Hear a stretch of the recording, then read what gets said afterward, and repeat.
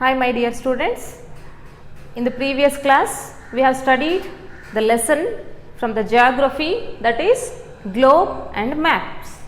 So in previous class we have learnt globe, meaning of globe, uses of a globe, and maps, meaning of map, types of maps. So these all points we have covered in the previous class.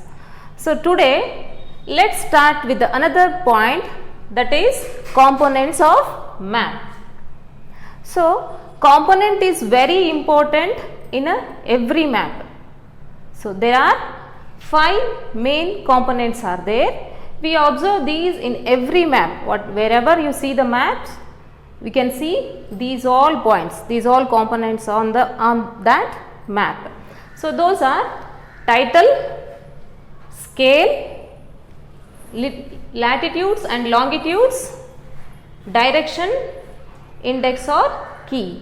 These are the main components of a good map.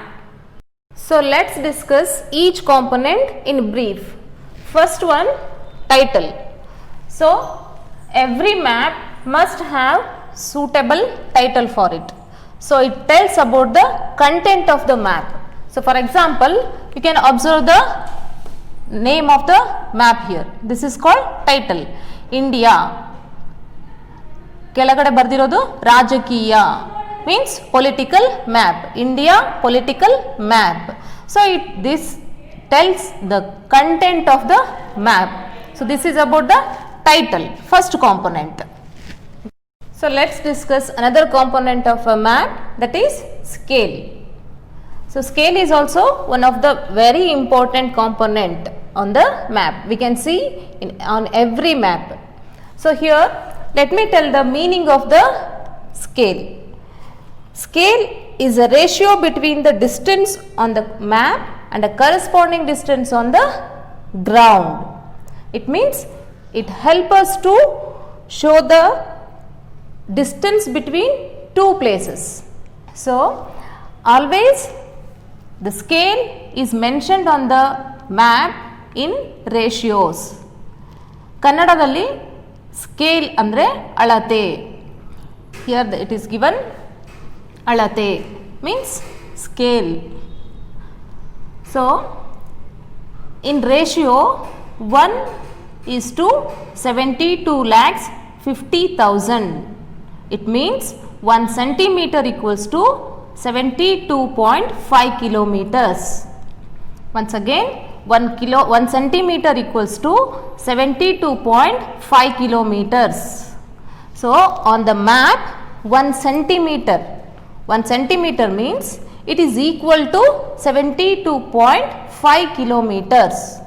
It mentioned because on the map distance shows very closer, but it will be on the ground very far. So the scale shown in the ratios. So this is about the scale. So let's discuss another component of a map, that is latitudes and longitudes. So my dear students, on the map you can observe here horizontal lines and vertical lines. If you observe, you can see horizontal lines and vertical lines. So these are called longitudes and latitudes. So horizontal lines are called latitudes, vertical lines are called longitudes. So here longitudes and latitudes help us to find the location. If we want to find any place, these lines help us, and also it helps us to show the distance and direction on the map. So this is about the another component, latitudes and longitudes. So let's discuss another component of a map, that is direction. So on the map direction is mentioned by arrow marks. You can observe here clearly there are 4 arrow marks with the letter N on the top. N shows the north direction So when you find the north direction, it is easy to find other directions, east, west, south. So that it's given here north direction. N indicates north. So this is about the another component of the map. It is direction. So let's discuss another component of a map, that is index or key. So here meaning of index or key is a symbol used to represent any feature is called index. So here you can observe the index box. The index is very important component to show the different feature of a map. Let me show you one example.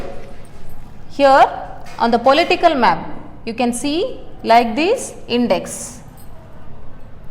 For example, international boundaries are shown in this way, line with the two dots. The boundaries, they show line with the two dots, that is international boundary. Next, state boundary. State boundary is shown the single line, the dot, line with the dot. Next, district boundary. This is the district boundary. In this way they show the district boundaries on the map. Next, taluk boundaries, only with the two dots with the distance. And next is boundary along river. It is the symbol of river with the boundary. Next, national capital. This is the symbol for national capital. For example, Indian national capital is Delhi. That is shown with this symbol. Next, state capital. This is the symbol for state capital. For example, Karnataka state capital is Bangalore. And next is big city. On the map, big cities are shown with this symbol. Next one, small city or town. These are shown with this symbol. So this is one example for the index or key component. This we can see on the political map. So this is about the last component of a map, that is index or key. So let's discuss another point from the maps topic, that is uses of maps.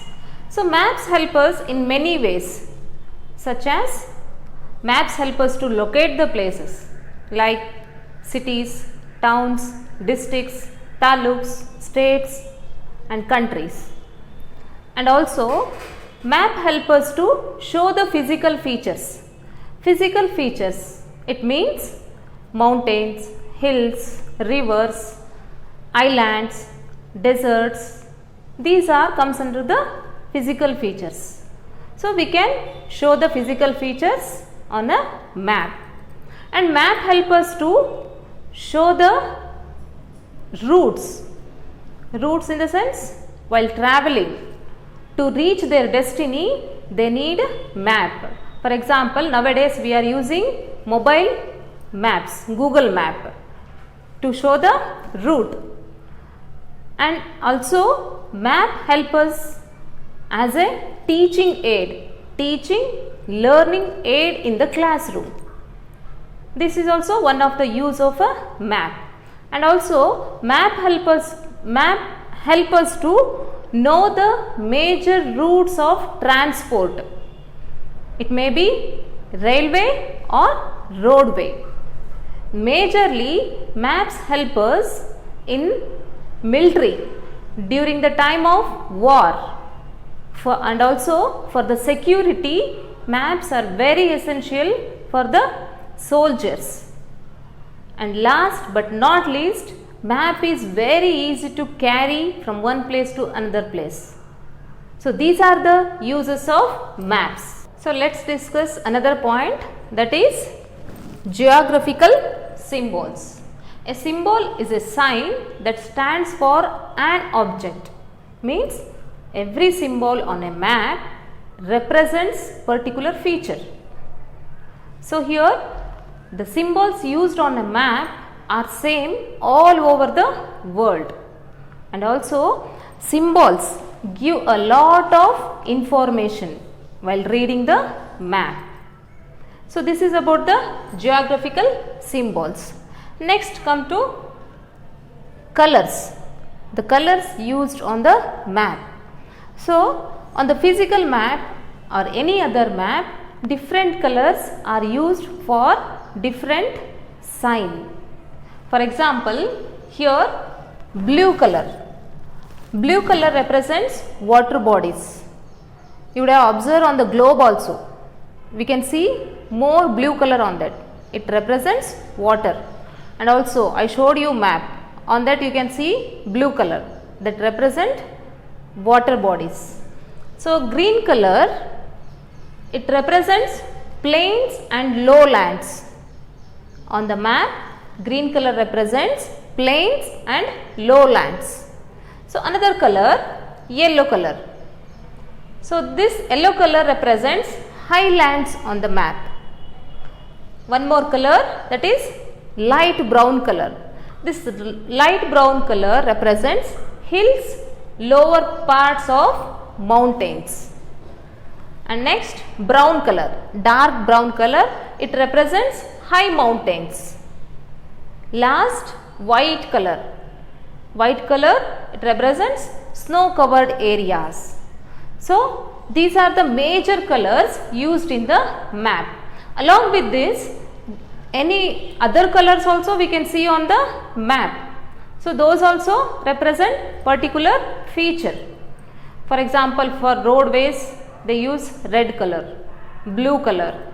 Like this, many colors we can see on the map. But these are the major colors which represent particular things. So this is about the colors on the map. So by this lesson is completed, that is globe and map. So let's meet in the next session of the social science lesson. So thank you so much.